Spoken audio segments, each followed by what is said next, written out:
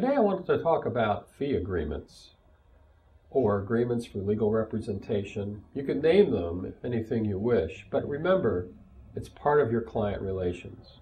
You're giving the client a very important document, indeed a contract, and you want the document to be intelligible, easy to read, and foster questions if necessary. The fee agreement should have several fundamental components. First of all, you need to identify who the client is.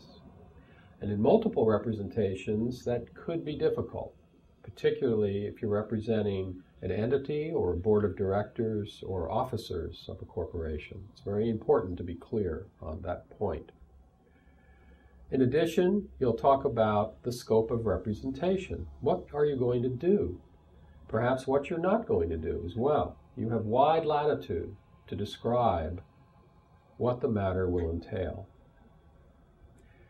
The most emotional part of the fee agreement is, of course, a discussion of the fees and costs.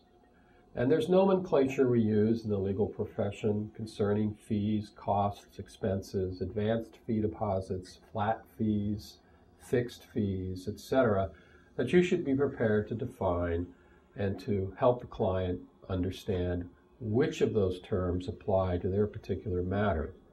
Above all, document those terms in your fee agreement. While the fee agreement is helpful for the client, of course, to understand the nature of the arrangement, it's a very important protection for you, the lawyer, in case there is future misunderstanding about the terms in the fee agreement. You'll also want to talk about obligations of the client to the matter, particularly for clients who may not have used legal counsel before. You want the client's participation in the matter. You expect that. They need to produce certain documents. They need to appear in certain locations at certain times. The more you document in that regard, the better. You also want to describe that you cannot guarantee a particular result. Often clients will expect more than any lawyer can deliver. And so it's important to, as they say, cut to the chase in the agreement and describe the fact that your opinion is only your opinion about the matter. You cannot predict the result.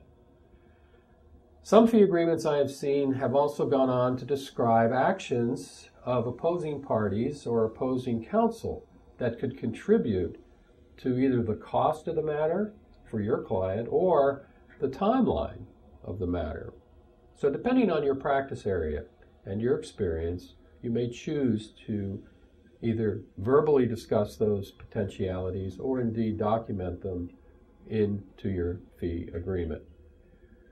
Remember, the fee agreement is a very elastic document, meaning you can craft it to suit your needs, and I encourage you to indeed do that. Often it's tempting to use an example of a fee agreement from another attorney, or indeed examples that we can provide you here at LOMAP, but don't do that.